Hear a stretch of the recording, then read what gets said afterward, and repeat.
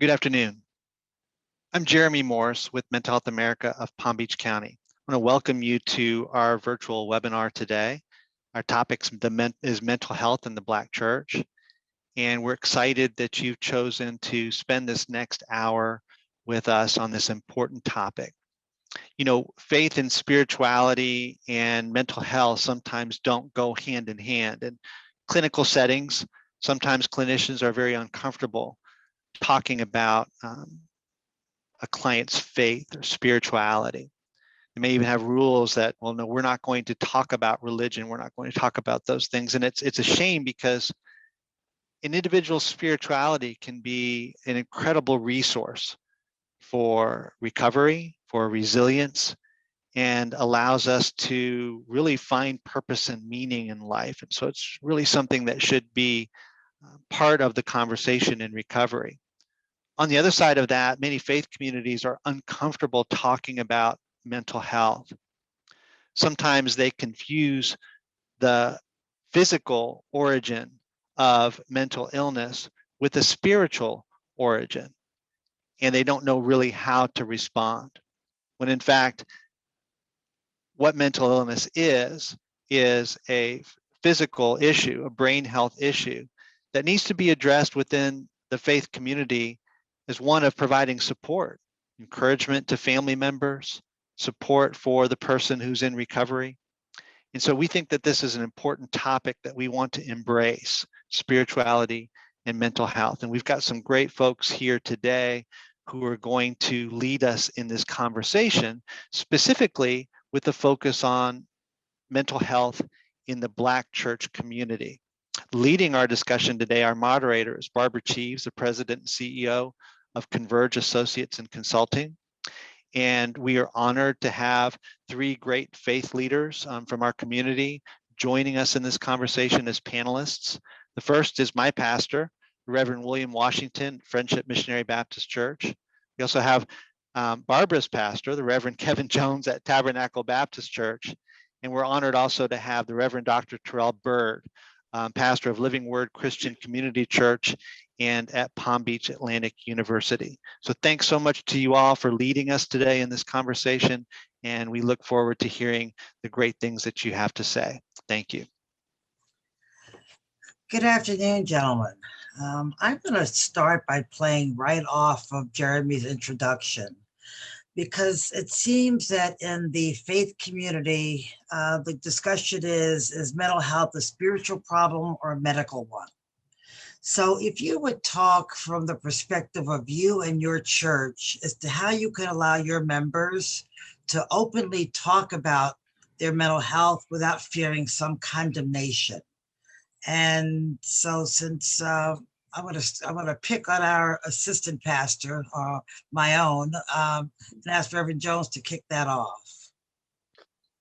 Thank you, Barbara, and I'd just like to thank the Mental Health America of Palm Beach County for this opportunity, and it's good to be here with my friends, some esteemed leaders in the community. But yeah, I think one thing, and the light goes out, but one thing I would like to say is that, yeah, I mean, I think it's okay. I think it should be a safe space to discuss the two in our faith communities or in the church. One thing that we strive to do here at Tabernacle, we understand that God is all powerful. We understand that the importance of prayer and living a life of faith, but we also think that God is in the midst of therapists and healthcare professionals.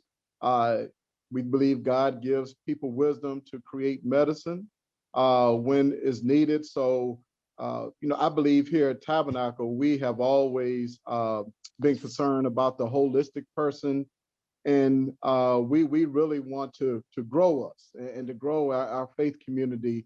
In the way of understanding, it's okay if you have mental illness. We're willing to counsel, but we'll take you as far as we can go, and we have no shame in then saying, at this time we feel like you may need to get additional services. So I believe the two can coalesce.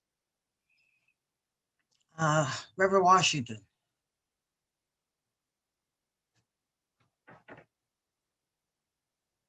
Thank you, Barbara, for the question. We were talking offline before we got started, and Jeremy mentioned that the physical, the spiritual, and the medical was separate. I believe they are both one. Mental illness is not only a spiritual problem, it's a medical one as well. And if we can work together with medical people, we are preachers.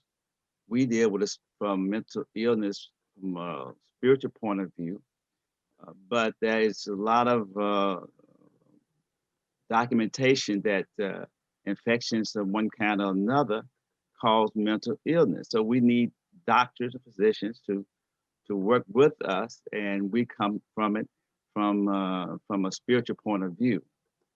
As preachers, what we do routinely, week after week, is we present on the authority of the Bible examples of what healthy thinking is like. The government say 1 in 4 is have mental illness. Well, in a real sense, I think mental illness can affect all of us because all of us think bad things at different times in our lives. And one thing about the church is we use that authority of the Bible to present that people can see what it's like to think right, not to be fearful, not to be have anxiety, to be worrying and all those kind of things. And there are scriptures that deal with all of those issues. And Sunday after Sunday, we talk about those. And Dr. Bird. Thank you, Barbara. It's good to be with you. It's good to be with my friends and my colleagues in ministry. I would concur with what's already been said. I guess I also approach this from the perspective that we're all broken. And it is our brokenness that Christ has come to redeem. And so there must be a level of compassion. There must be a level of sincerity and openness with our congregants as it relates to mental illness. I know that for many, it's taboo. It's the untouchable, the unthinkable. But I think when we really look at the wholeness that Christ promised to give us, we must see it as something that we all can relate to because we all come from some level of brokenness. I would say that we need to cherish those in our congregation who are gifted counselors, those who have the ability to help work through some of these mental illness issues. And I think that's also a topic that maybe we can address later, is that the pastor is not expected to be all things to all people at all times. So. Mm-hmm. And we talk about the differences. I saw a T-shirt that somebody showed me. I thought I was going to get one for myself. A T-shirt says, "I've got Jesus and a therapist too," which I think is rather perfect. The old Southern Black Baptist Church at one point, when I was a kid down with my grandparents in South Carolina, they actually looked at mental illness as demonic. How do you address it? I'll ask any of you to respond to that. How do you address our senior saints and that feeling that it's demonic? We have to almost exorcise them. Well, I found in practice, people don't want to think that they have mental illness. The saying from Negro College Fund, the mind's a terrible thing to waste. When people think you're talking about their mental capacity of illness, they turn off immediately. So I don't use demonic. I use worry, anxious, fearful, those kind of things. And I think I agree with Dr. Bird that community, what the church is a loving community that can help people address these issues. And we're not doctors, but we can certainly deal with worry. We can deal with anxiety. We can deal with fear.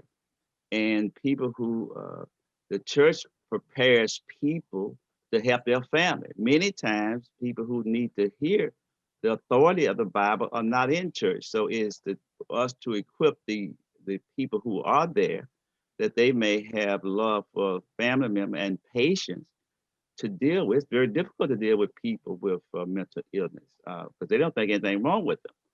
And so in the family is best able to do this. And our job, what we try to do week in and week out, is to prepare people for that. So I don't use demonic. I never use that. I use worry, anxiety, fear, because at one time or other, all of us have felt those things. Hmm.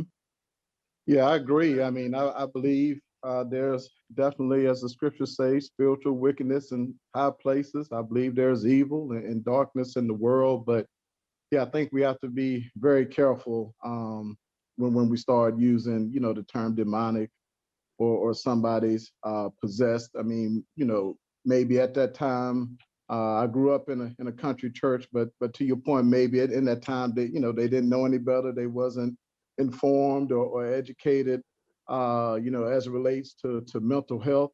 And just real quick, I was at a conference, Dr. Bird, with Dr. Aubrey Hendricks, and he was talking about, I believe it's in Mark 12, when Jesus reaches the shore and this demon possessed man, he's cutting himself, he's naked, he's breaking chains, nobody wants to engage him. And when he saw Jesus, he bowed and and Jesus ultimately asked him what was his name, and he said Legion. um, what was the name of the spirits? And he said Legion. But what Dr. Hendricks really blessed me with is we also need to understand that the Roman army, as we know, the Romans were the most powerful thing in that territory at that time, and they were also named Legion. So they would just burn down communities, they would murder, they would rape, they would just pillage communities.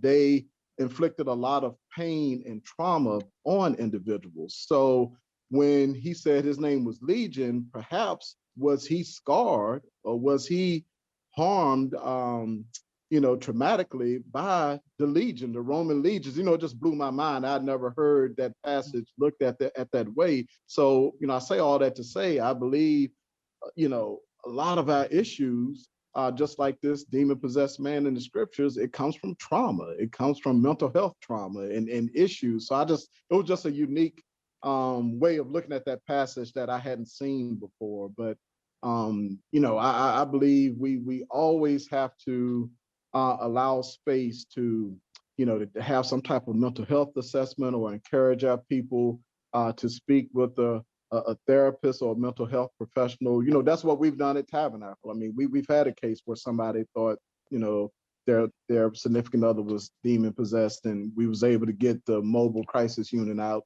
to help them and to get some treatment. Ultimately they end up being schizophrenic. Sure. They were dealing with schizophrenia, but so it's a very touchy subject. If I could just pick up on that very, very good point that you made, Reverend Jones, I would say we have to be very careful, because what tends to happen is we have people with a misguided and misdirected theology, a theology that is more concerned about condemnation rather than liberation.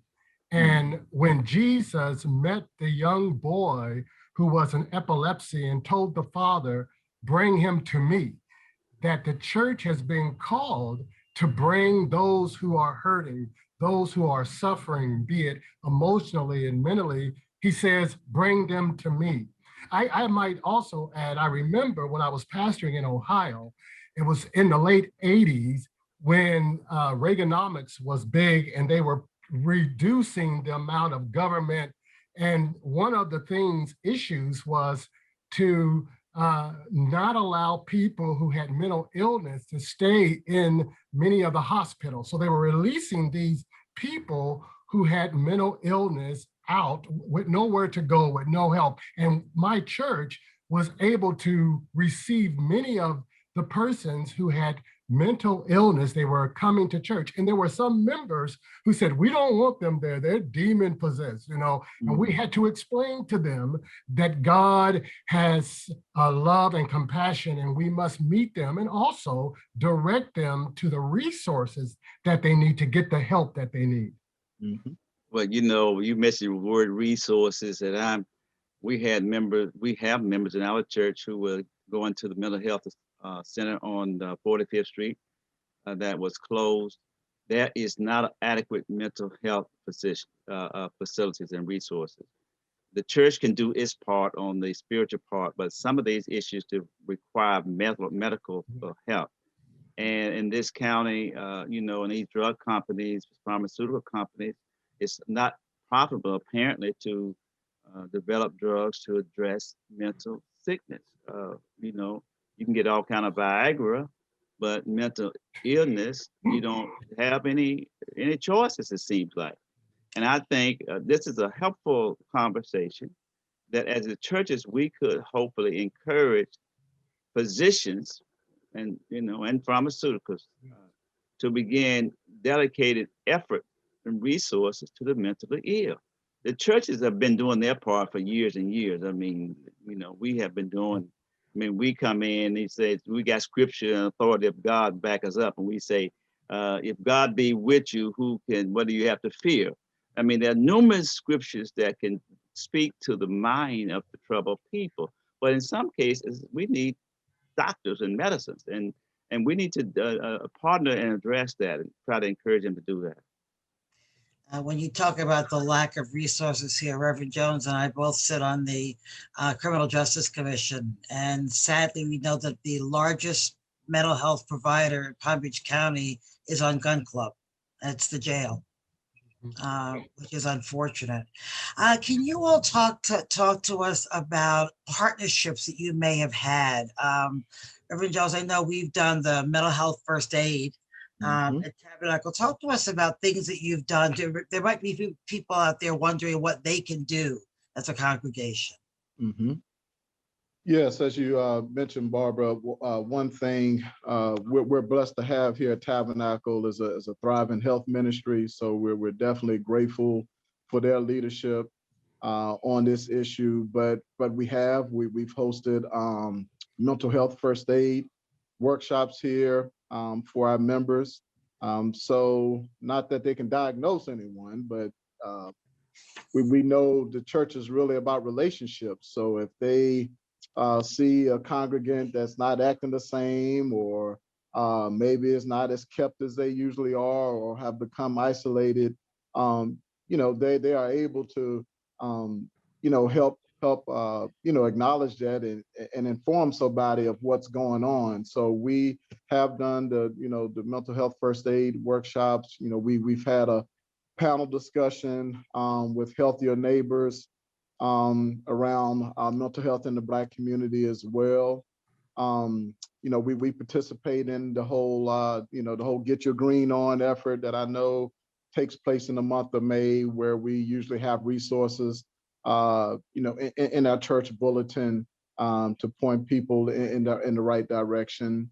And I would also add, it's a different spin, but Barbara, as you know, we've also hosted Racial Equity Institute. I believe, Black folk, we just trauma all the days of our lives. So it's really, I think important to understand for Blacks, for African Americans to understand the historical inequities that have taken place, to us and to our communities.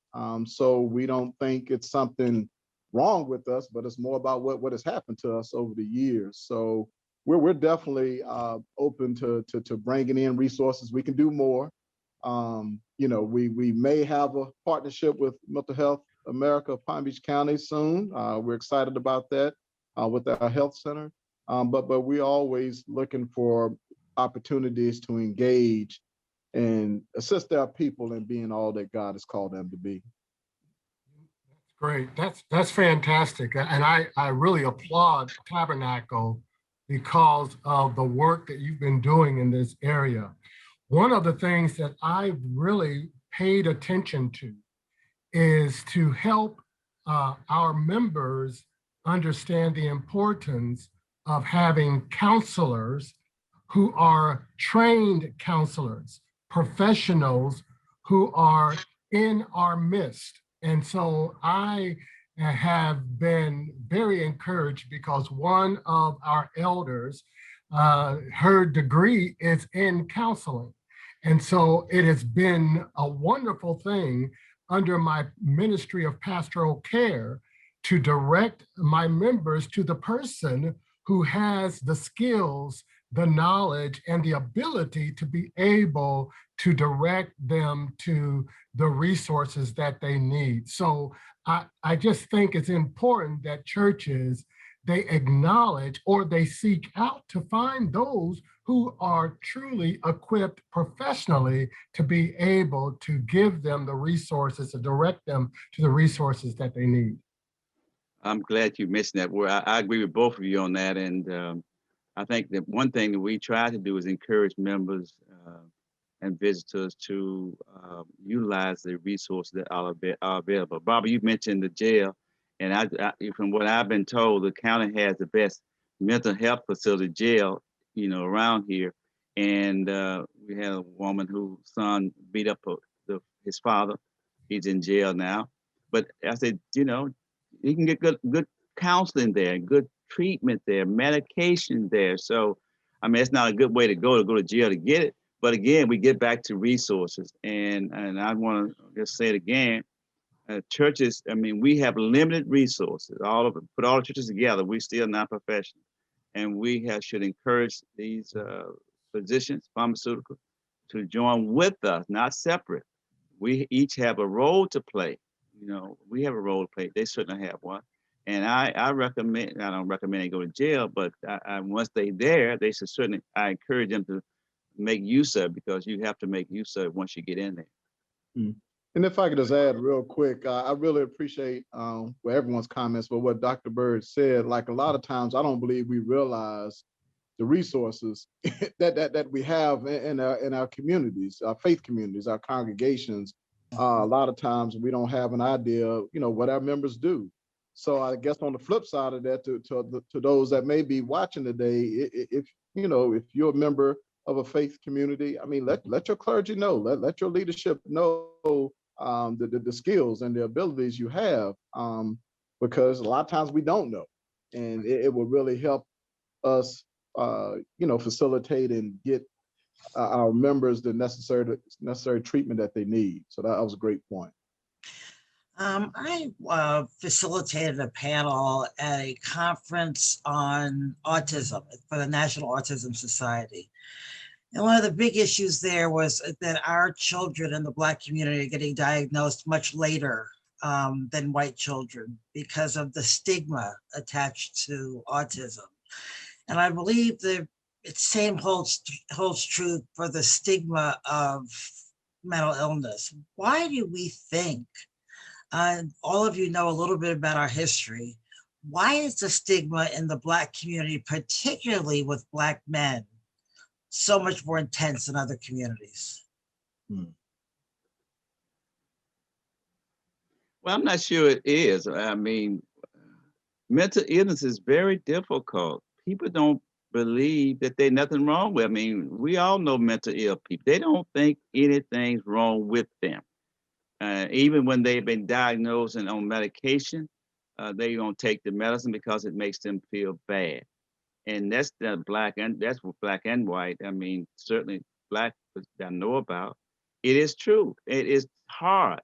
And, I think we have to just realize the church has its limitation. We equip family members. This is heavy lifting that the family has to do.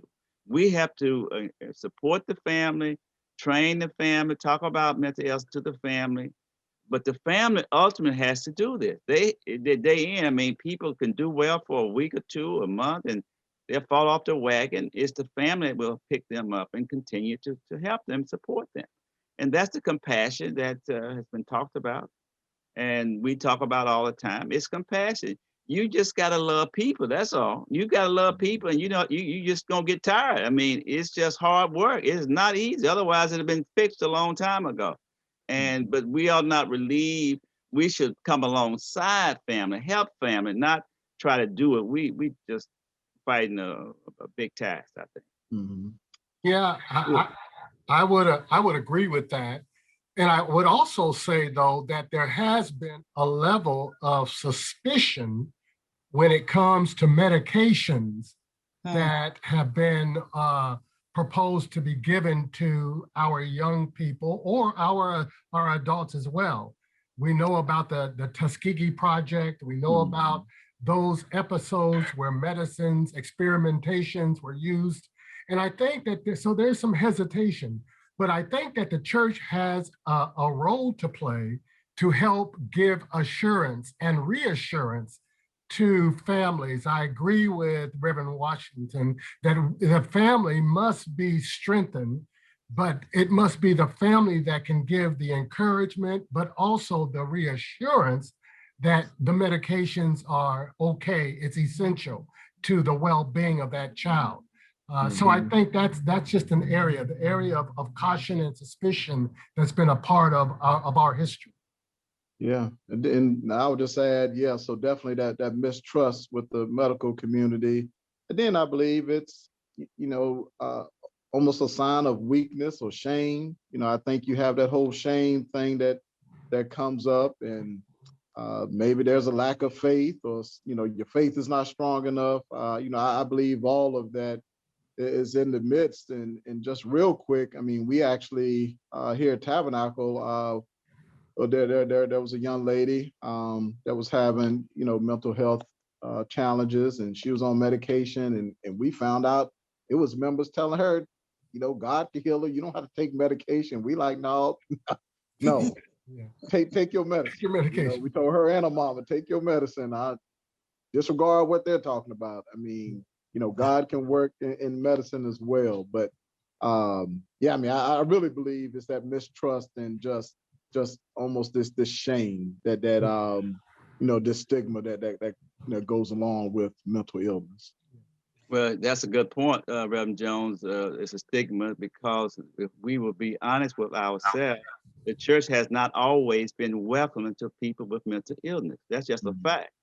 And we treat them differently. We ignore them, and they know that. They want to be like everybody else. They want people to treat them like everybody else. And I'm not sure we've always done that. We learn it too. I mean, people want to be like, they are like everybody. Not one, they are like everybody. They just as sane as we are.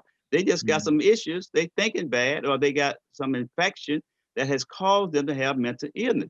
And we need to define mental illness is a brain disorder that can be caused by infection or disease or by bad thinking. And they just like us. We are no different. And we think we are a little saner than they are, but I'm not. I remember I had an office over on Blue Heron Boulevard.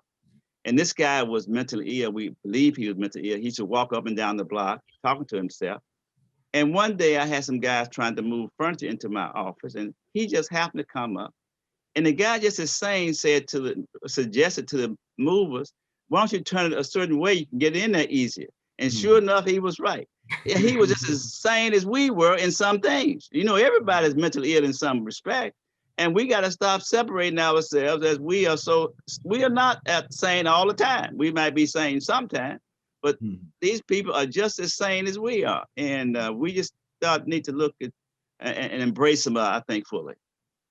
There are lots of things coming up in the chat about stigma, but one of them actually asks a question that really we talked about in the last chat that Mental Health of America did. It says, can someone address the older generation of all races who say what happens in the family stays in the family? In other words, the stigma of going outside the family to get help.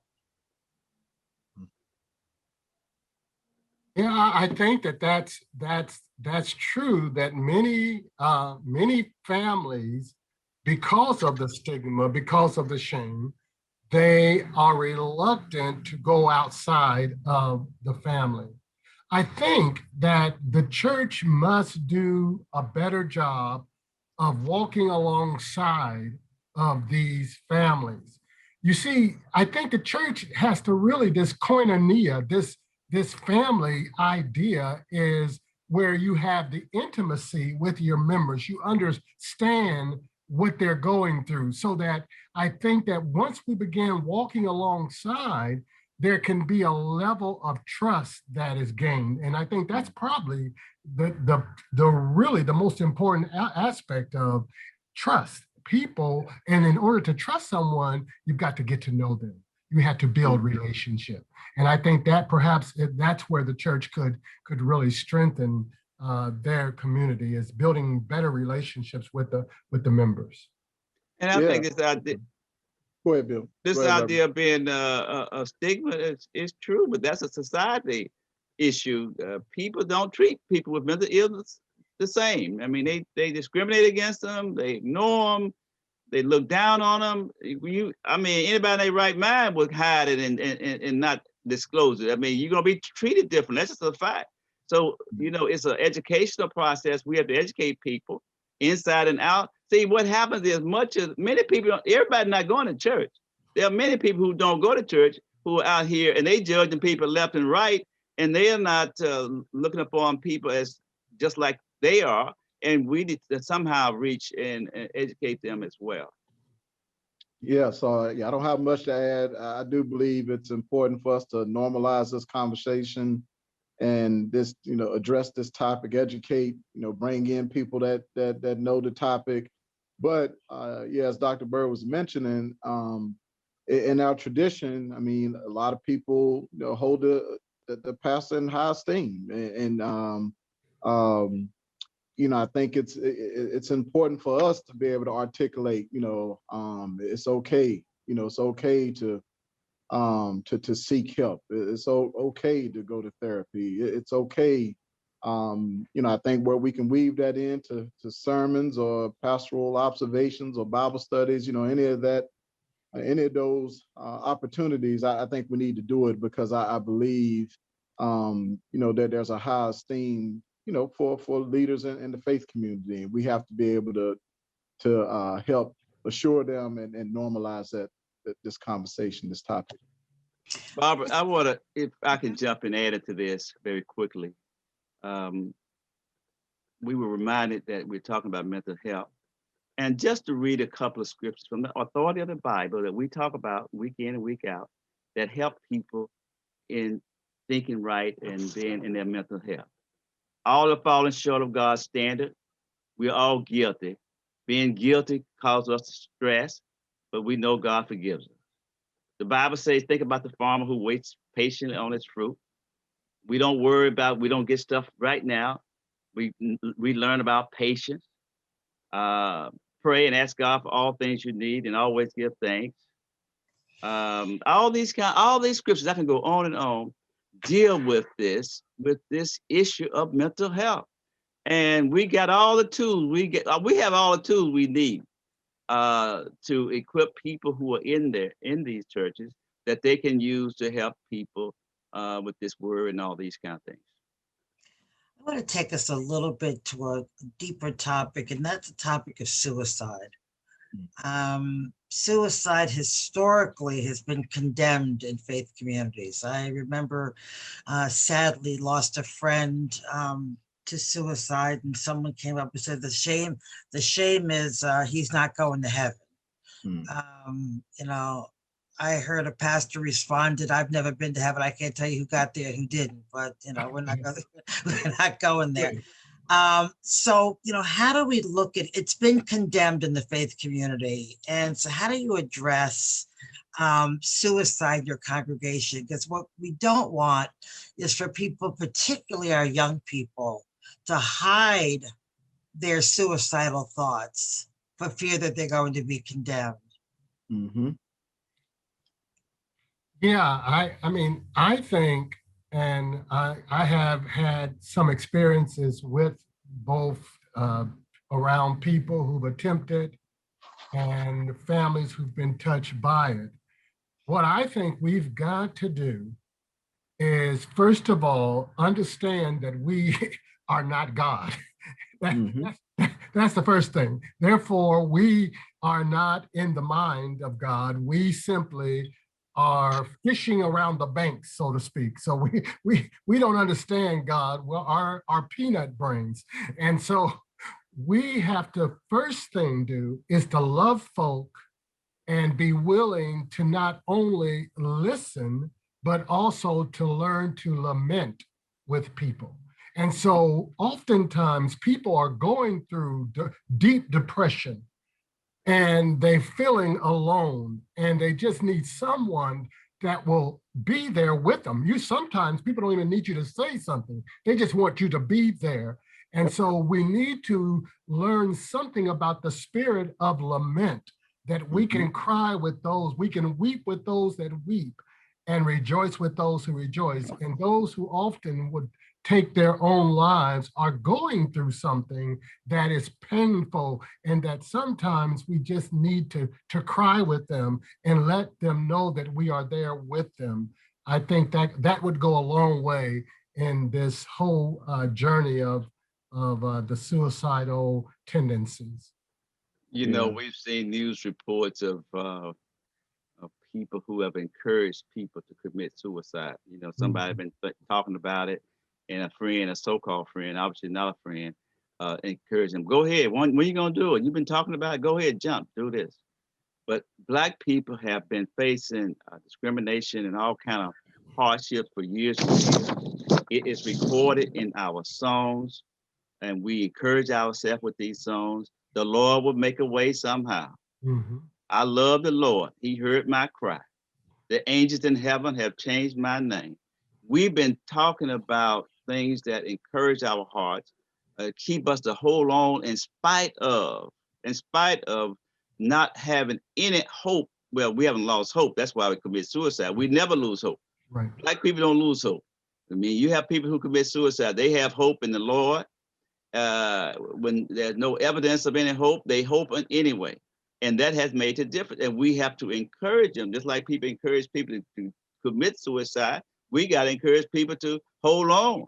Hold on. It's going to change. You know, things will get better. You know, you can make it. And we discount that soft approach, but that is what we believe is a powerful thing. It will change how people act. That's what the church is all about, changing how people act and live. When you start having that kind of hope, you're not gonna go commit suicide because you know things may change tomorrow, and that's what we do. We encourage people, and we do what we do. But again, not to bring back to this medical side, there is a medical side to mental illness. Let's not forget that. Harriet Washington wrote a book about medical apartheid, how our Blacks don't get treated for these different illnesses and one thing or another. And they according to her, they do a tribute to mental illness. So it's two parts. We need to work together. Yeah, I mean, just that the presence piece is huge.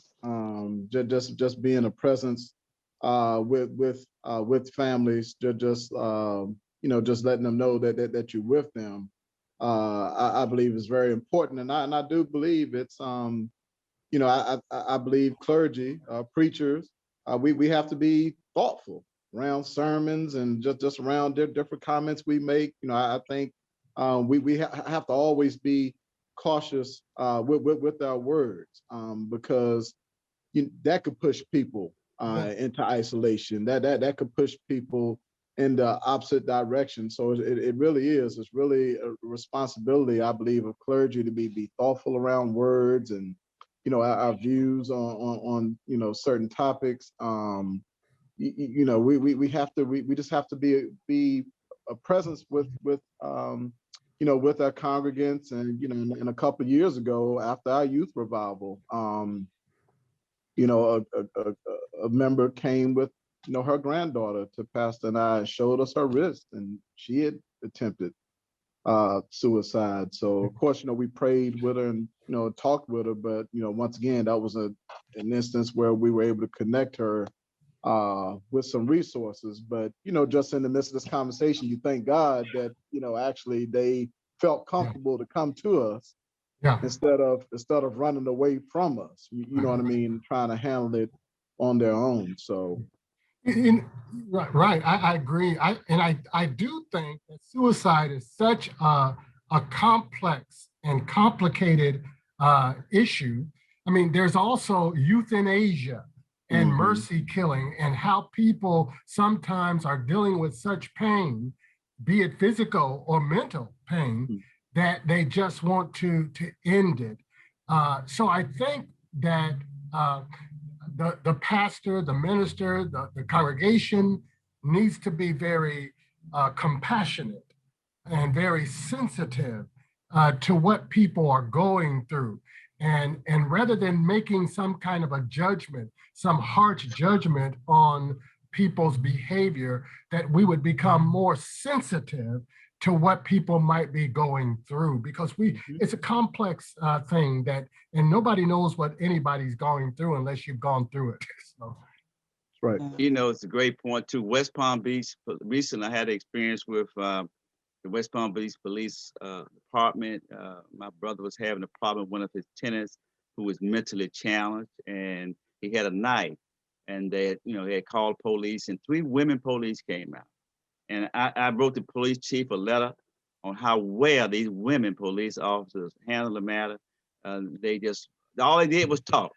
Told the man to put the knife down.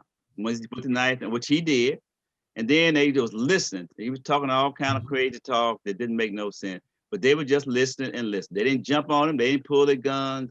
And I think too, when we, you call the police, it's important to have police who are sensitive and been trained on dealing with people with mental problems. And too many times these police men come out there tackling people, jumping on people, pulling the gun. This woman, these 3 women didn't have to pull no gun, took care of the situation beautifully. The man felt, I guess he felt okay. He was just talking and talking. They were listening and listening. And people just won't listen. They in a hurry too much. And we ought to encourage our police, and not just church, but the police and all these other facilities. These mental ill people go and they try to have services done, and people are short with them and don't want to help them. They don't have this, they don't have that. And that's just not treating them with respect like a regular person, which they are. And so I think it's important that we talk about these things, and everybody has a part to play because we are all in this together. Amen. Dr. Joy DeGruy wrote a book where some of you have probably read, Post-Traumatic Slave Syndrome. And we have probably, Black folks in America, short of Reconstruction days, have probably been through one of the toughest years in our history. We, even for people who were churchgoers, we were chatting before this started. I want to get back to the brick and mortar of a church. So for those people who might be willing to take the pastor's hand and talk about it, now we've lost that ability. Some words of hope, if you would, from each of you for how people are coping through this year of job loss, fear of COVID. We're afraid to hug people. I'm a hugger. It's hurting me, to not be able to walk up and hug folks. It's been very different for us. So you add that to all the other ills of race and racism. What can we do to protect our mental health right now? First thing we should do, and we should not be bashful about it, encourage people to get shot, get their vaccination. We got too many people going around talking about, I'm waiting. What are they waiting for? To get a variant that won't be effective, because the vaccination won't be effective. We need to let them know and that, hey, they need to take a shot. People are already opening up, they're going places, these restaurants are getting full again, which is good. But that's our responsibility, and it's their responsibility. And listen, we've been through a lot, but we have seen like the light at the end of the tunnel.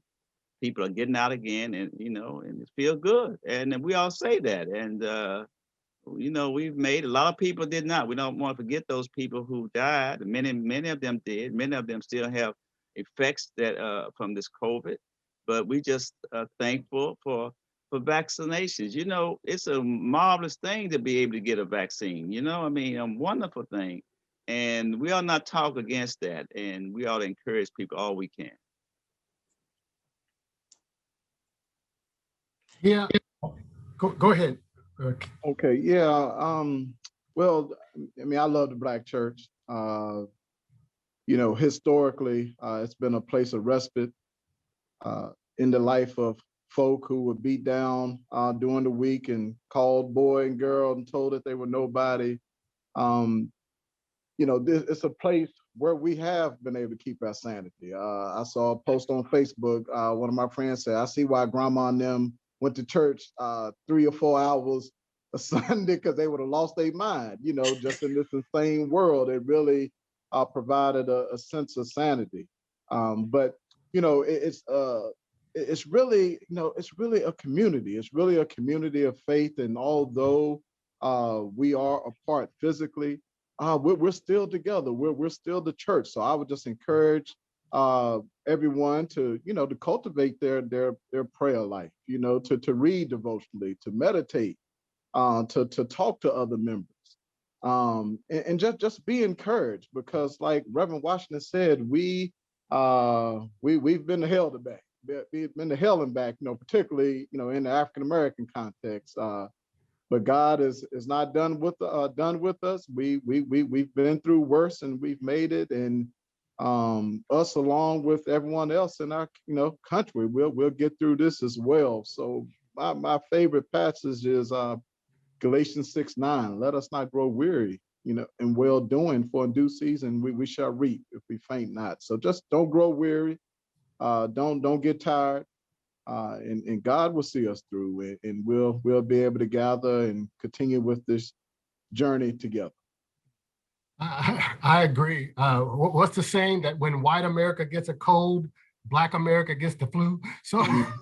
So I think that's true. I think that this has been a tremendous test for everyone, but especially for people of color, Black and brown people. We know that the virus took a tremendous toll on our communities. And so I think we should not forget the importance of what we had before and don't take it for granted. I know that some people who are away from church, and someone was telling me, they said, well, some people have been away, they're not going to come back. Well, listen, if you know where your roots are, if you know where your strength is, and you know where your help is, you'll be back.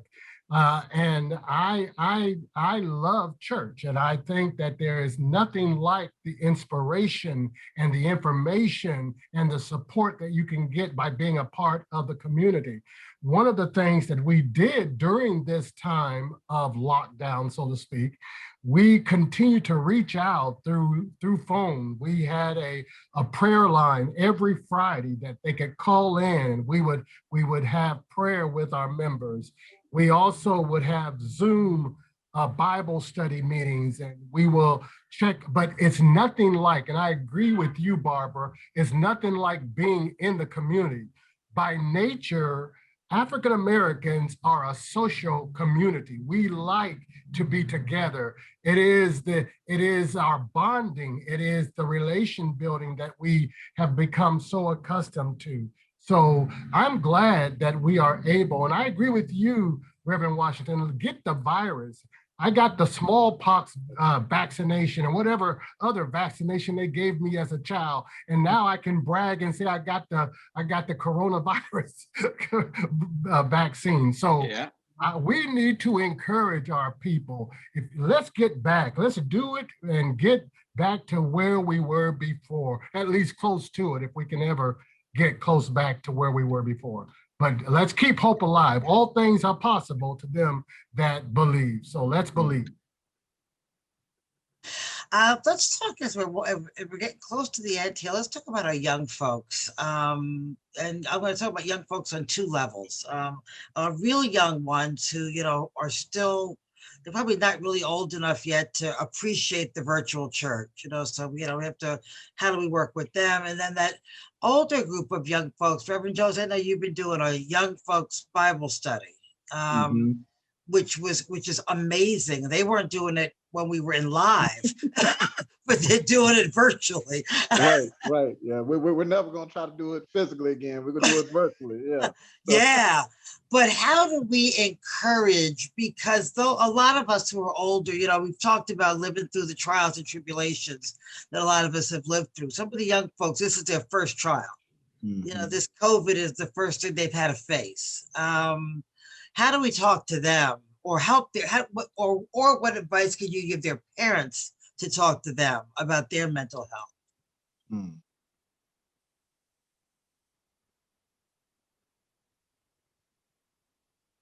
And that could be the young ones or the younger young one or the older young ones. Right.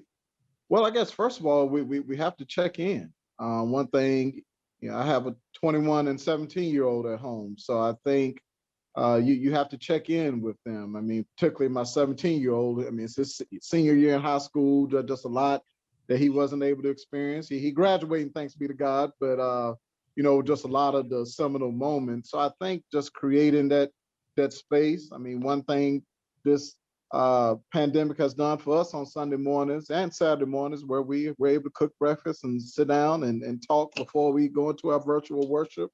But I just think being that listening ear, and as you mentioned, Barbara, I think being able to share some of your experiences. I think the elders, we have to be able to help them understand this too shall pass. We have to be willing, not just trust God. I mean, which we know is true, but also give them some meat. Talk about some of your own experiences and how you was able to overcome. So I believe just being a listening ear. I do think with the young adult Bible study, it's really been able to create a space where they can kind of talk to each other and vent. And we try to have Bible studies that relate to the the pandemic and how to thrive in the midst of the pandemic and things of that nature. For our little ones, it's been a little more challenging, like our elementary students and pre-K.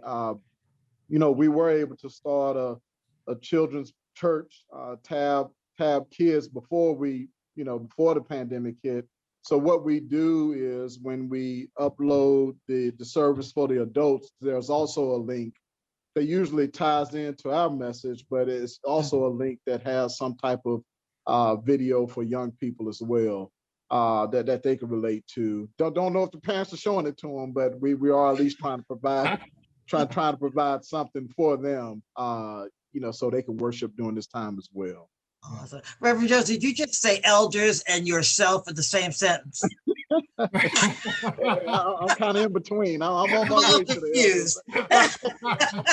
Right. Wow. Yeah. Well, one of the things that we did is during about midway through the pandemic, we decided to have a Zoom that we would interview and have our young people talk about what they're feeling and what they're going through.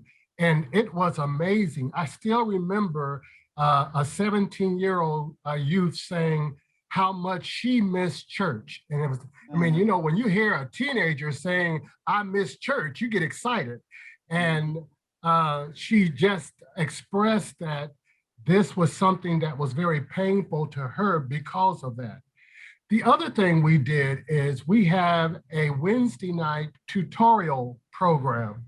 And so we have set up our tutorial via Zoom, where we would actually have, during the year, we had Palm Beach Atlantic students would come on Zoom. They would give math and science and reading tutorial lessons to our youth. And so even though we were going through this very difficult time of pandemic, we were trying to keep a normalcy in their life by making sure that they were going to be getting the grade, because we know that most of the students were not able to go to school, and many of them were learning at home. And that was a very challenging thing for many of our youth. So we were able to get a tutorial that could assist them with the challenge of being able to learn from online at home. So it was good. So I'm encouraged by our young people and they are very resilient. They are very resilient. No doubt about it. Let me make this last comment since we're out of town. I just want to say there are many when we were growing up, our parents made us go to church. Today, unfortunately, there are many young people, parents don't make them go. They go if they want to, or they don't go. I just want to encourage us all to reach out to those kids. The church is a powerful, powerful institution. And, these kids whose parents are not involved, reach out to them in some way to do all these things. It'll be a great help to them. Many of our kids, quite frankly, are going to do well, no matter what the challenge. They're just going to do great. But many of them will be left behind if they don't have the resources and the help. A kid, somebody said this, a kid only needs one person, just one, to care about them and support them, just one. And that could be of great help to them. So I want to stop with that. Well, with the couple of minutes we have left, you've all given us some already, but I feel like I've been to church here for a little bit this afternoon, so I'm pretty happy with this group. I want a scripture from each of you to close us out with this topic. So whoever would like to go first. I'll go first. I have good plans for you, not plans to hurt you. I give you hope and a good future. Hopelessness will cause mental distress. So a good hope from the Lord. Thank you. Go ahead, Dr. Bird. I'm giving a familiar scripture.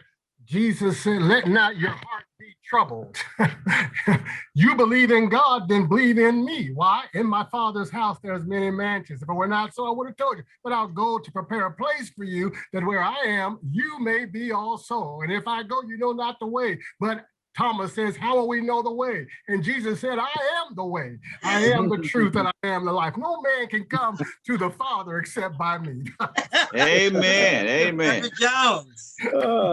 Let us not be anxious about anything, but with prayer and petition, with thanksgiving, present your requests to God, and the peace of God, which transcends all understanding, will guard your heart and your mind in Christ Jesus. And not to be left out, mine is now faith is the substance of things hoped for and the evidence of things not seen. Amen. So Amen. thank you all.